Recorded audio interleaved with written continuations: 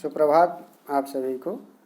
आज व्याकरण की कक्षा के अंतर्गत हम लोग सर्वनाम एवं उसके भेद को पढ़ेंगे। सर्वनाम किसे कहते हैं और इसके कितने भेद होते हैं, इन सब को उदाहरणों के साथ आज की कक्षा में हम लोग विस्तार के साथ समझेंगे। तो आइए देर न करते हुए प्रारंभ करें आज की कक्षा और जानें सर्वनाम एवं उसके भेद के बारे में। सर्वनाम सर्वनाम किसे कहते हैं, परिभाषा देख लेते हैं। सबसे पहले कि जिन शब्दों का प्रयोग संज्ञा के स्थान पर किया जाता है उन्हें सर्वनाम कहते हैं। परिभाषा क्या हो जाएगी सर्वनाम की, कि जिन शब्दों का प्रयोग संज्ञा के स्थान पर किया जाता है। संज्ञा पिछली कक्षा में आप पढ़ चुके हैं कि संज्ञा किसे कहते हैं, कि किसी भी व्यक्ति, वस्तु, स्थान या भाव के नाम का बोध कराने वाले शब्दों को संज्ञा कहते हैं। तो सर्वनाम क्या है कि जिन शब्दों का प्रयोग संज्ञा के स्थान पर किया जाए। किसके जगह पर?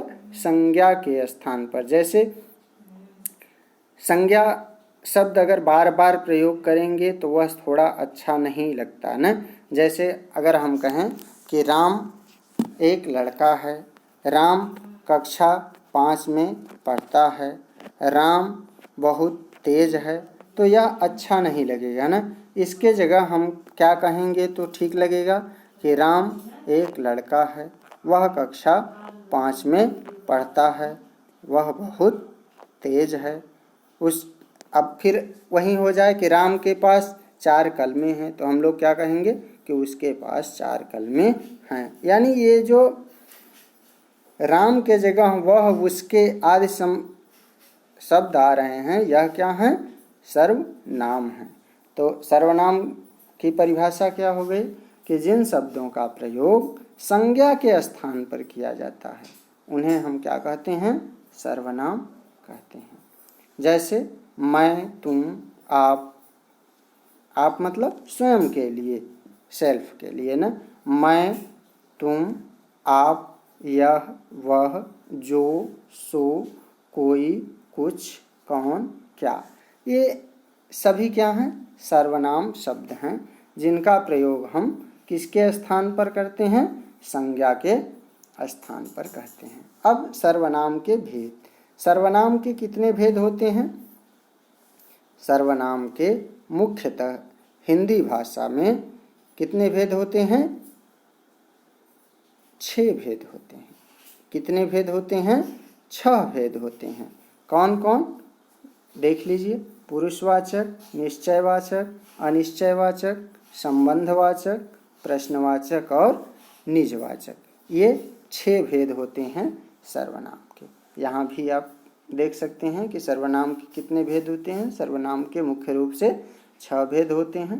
पुरुषवाचक सर्वनाम, निजवाचक सर्वनाम, निश्चयवाचक सर्वनाम, अनिश्चयवाचक सर्वनाम, संबंधवाचक सर्वनाम और प्रश्नवाचक सर्वनाम। अब इनको हम लोग एक एक करके जानेंगे कि पुरुषवाचक सर्वनाम क्या होता है, निजवाचक सर्वनाम क्या होता है, निश्चयवाचक, अनिश्चयवाचक, संबंधवाचक और प्रश्नवाचक सर्वनाम क्या होता है।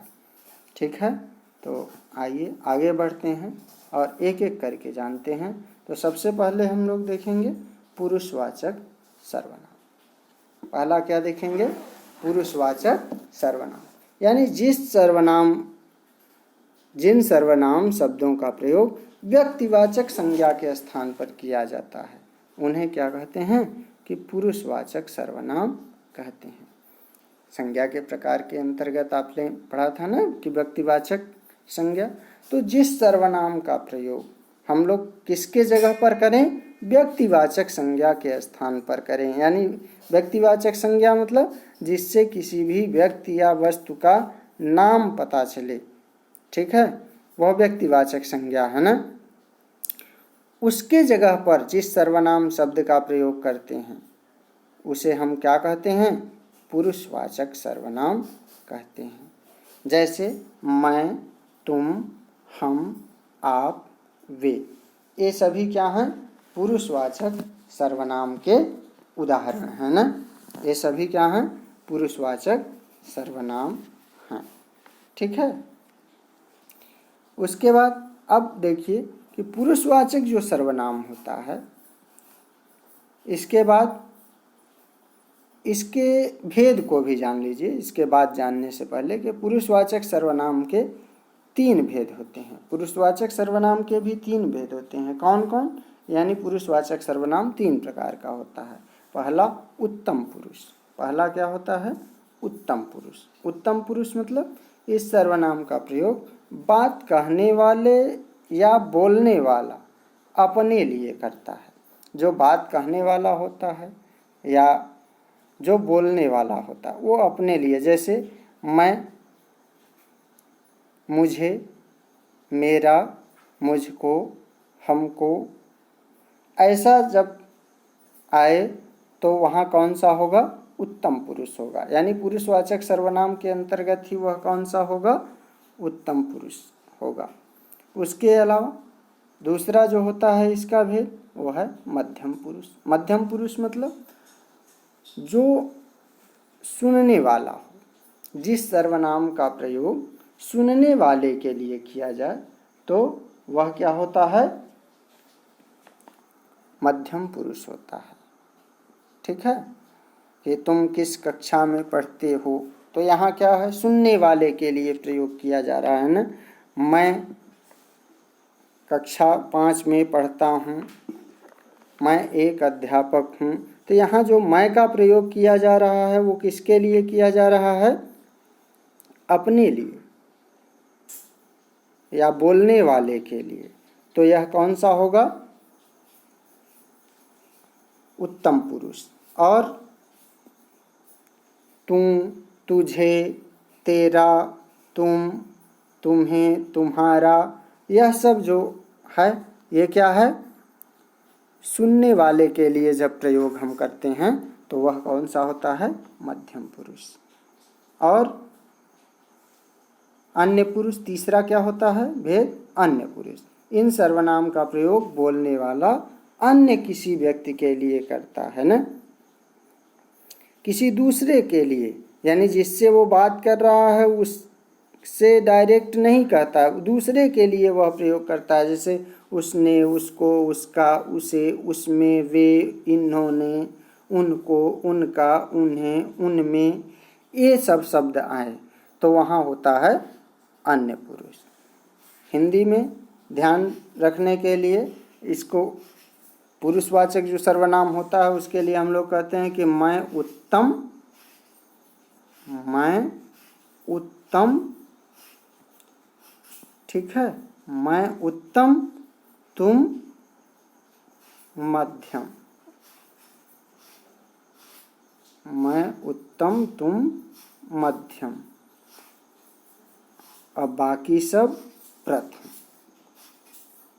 यह कहते हैं ना कि मैं उत्तम, तुम मध्यम, बाकी सब प्रथम। यानी जिसमें मैं आया, जो बोलने वाला स्वयं के लिए प्रयोग करे वह प्रथम उत्तम पुरुष, जो सुनने वाला होता है अर्थात तुम वह मध्यम पुरुष, और बाकी सभी क्या होते हैं? अन्य पुरुष होते हैं ना, बाकी सब अन्य। ठीक है। उसके बाद अब दूसरा भेद देखेंगे सर्वनाम का। सर्वनाम का पहला भेद क्या होता है?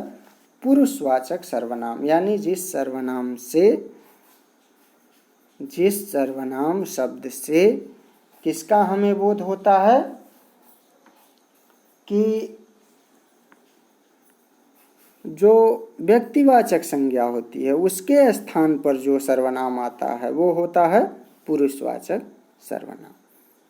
और जैसे पुरुषवाचक सर्वनाम में मैं, तुम्हें, ठीक है, इस तरह के, जैसे अगर उदाहरण हम लोग देखें तो क्या कह सकते हैं कि मैंने तुम्हें कलम दी, मैंने तुम्हें कलम दी। तो ये सभी क्या हैं? किसके हैं? पुरुषवाचक सर्वनाम के। इसमें मैं, मैंने, तुम्हें, ये सभी क्या हैं? पुरुषवाचक सर्वनाम के उदाहरण हैं। ठीक है, अब आगे बढ़ते हैं, दूसरा जानते हैं कि निजवाचक सर्वनाम। निजवाचक सर्वनाम कि जो सर्वनाम शब्द अपने लिए या कर्ता स्वयं के लिए प्रयुक्त करता है उसे निजवाचक सर्वनाम कहते हैं, यानी अपने लिए जो करे, जैसे स्वयं, आप ही, खुद, अपने आप। उदाहरण के रूप में देख लीजिए कि उसने अपने आप को बर्बाद कर दिया, उसने अपने आप को बर्बाद कर दिया, तो अपने आप इसमें क्या है, निजवाचक सर्वनाम है ना। मैं खुद फोन कर लूँगा, मैं किसके लिए है प्रयोग हो रहा है, स्वयं के लिए, तो यहाँ पर ये क्या है, निजवाचक सर्वनाम है ना। तुम स्वयं यह काम करो, ठीक है, तो अपने लिए जो होता है इसमें आप का प्रयोग अपने लिए, स्वयं के लिए होता है न, आदर्श सूचक नहीं है। श्वेता आप ही चली जाएगी, आप ही मतलब स्वयं चली जाएगी, तो यहाँ पर वो कौन सा हो जाएगा, निजवाचक सर्वनाम, यानी जिस सर्वनाम का प्रयोग स्वयं के लिए किया जाए न, अपने आप के लिए, खुद के लिए, मैं अपने आप खाना खा लूँगा, वह अपने आप घर चला जाएगा, ये सभी क्या हैं, निजवाचक सर्वनाम के उदाहरण हैं। अगला होता है निश्चयवाचक सर्वनाम। निश्चयवाचक सर्वनाम क्या है कि जिन सर्वनाम शब्दों से किसी निश्चित व्यक्ति या वस्तु का बोध होता है उसे निश्चयवाचक सर्वनाम कहते हैं। ऐसा सर्वनाम शब्द जिससे किसी निश्चित व्यक्ति का या निश्चित वस्तु का पता चले वो निश्चयवाचक सर्वनाम होता है। जैसे यह, वह, ये, वे, यह मेरी घड़ी है, यानी यह निश्चित है, वह एक लड़का है, वह भी निश्चित है, वे इधर ही आ रहे हैं, यानी वे भी निश्चित हैं। तो ऐसे सर्वनाम शब्द जिनसे किसी निश्चित व्यक्ति या वस्तु का पता चले वो कैसे सर्वनाम होते हैं, निश्चयवाचक सर्वनाम। और अगला क्या है, अनिश्चयवाचक सर्वनाम, उसी का उल्टा निश्चयवाचक का, कि जिन सर्वनाम शब्दों से किसी निश्चित व्यक्ति या वस्तु का बोध नहीं होता उसे अनिश्चयवाचक सर्वनाम कहते हैं। जिससे किसी निश्चित या फिक्स व्यक्ति का पता नहीं चले उसे हम अनिश्चयवाचक सर्वनाम कहेंगे। जैसे कुछ, किसी ने, किसी को, किन्हीं ने, कोई, किन्हीं। लस्सी में कुछ पड़ा है, क्या पड़ा है, निश्चित नहीं है, तो ये कौन सा हो जाएगा, अनिश्चयवाचक सर्वनाम। भिखारी को कुछ दे दो, क्या दे दो, ये भी निश्चित नहीं है, तो ये क्या है, अनिश्चयवाचक सर्वनाम। राम को किसने बुलाया, राम को किसी ने बुलाया, लेकिन किसने बुलाया यह निश्चित नहीं है, तो यहाँ किसने क्या हो जाएगा, अनिश्चयवाचक सर्वनाम होगा। शायद किसी ने घंटी बजाई, घंटी बजी लेकिन किसने बजाई यह पता नहीं है, निश्चित नहीं है, तो यहाँ किसी शब्द क्या हो जाएगा, अनिश्चयवाचक सर्वनाम होगा। आगे बढ़ेंगे और अगला भेद देखेंगे सर्वनाम का, पांचवा, संबंधवाचक सर्वनाम। संबंधवाचक सर्वनाम क्या होता है कि जिस सर्वनाम शब्द से वाक्य में किसी दूसरे सर्वनाम से संबंध ज्ञात हो, यानी ऐसा सर्वनाम जिससे उसी वाक्य का जो दूसरा शब्द है, दूसरा सर्वनाम हो, उससे कोई रिलेशन, कोई संबंध का पता चले, उसे संबंधवाचक सर्वनाम कहेंगे। जैसे जो, सो, जहाँ, वहाँ, जैसा, वैसा, जौन, तौन, ये सब। जहाँ चाह वहाँ राह। उदाहरण देखेंगे कि जहाँ चाह वहाँ राह, तो यहाँ जहाँ का संबंध किससे है, वहाँ से, यानी दोनों का। जहाँ चाह है यानी जिस जगह इच्छा है वहाँ रास्ता भी है, तो ये क्या हो जाएंगे, संबंधवाचक सर्वनाम। जैसा बोओगे वैसा काटोगे, यानी बोने का संबंध काटने से है, तो यहाँ जैसा वैसा क्या है, संबंधों को बता रहे हैं। किसको बता रहे हैं, रिलेशंस को, एक दूसरे के साथ संबंध को बता रहे हैं, इसलिए ये संबंधवाचक सर्वनाम है। वह कौन है जो रो पड़ा, वह कौन है जो रो पड़ा, यानी यहाँ भी संबंध का पता चल रहा है, यानी कौन रो रहा है। जो सो गया वो खो गया। उदाहरण देखेंगे कि जो सो गया वो खो गया, जो करेगा सो भरेगा। ऐसे शब्द क्या हैं? संबंधवाचक सर्वनाम के उदाहरण हैं। आगे बढ़ेंगे और देखेंगे अगला प्रश्नवाचक सर्वनाम। प्रश्नवाचक सर्वनाम क्या है? कि जिन सर्वनाम से वाक्य में प्रश्न का बोध होता हो, यानी ऐसा पता चले कि वाक्य में कुछ पूछा जा रहा है, कुछ प्रश्न किया जा रहा है, उसे हम लोग संबंधवाचक सर्वनाम कहते हैं। जैसे कौन, कहाँ, क्या, कैसे, ये सभी क्वेश्चन वर्ड हैं ना, प्रश्नसूचक शब्द हैं। अगर इनका प्रयोग किया जा रहा हो तो वह कैसा सर्वनाम हो जाएगा? प्रश्नवाचक सर्वनाम। रमेश क्या खा रहा है? रमेश क्या खा रहा है? कमरे में कौन बैठा है? वे कल कहाँ गए थे? आप कैसे हो?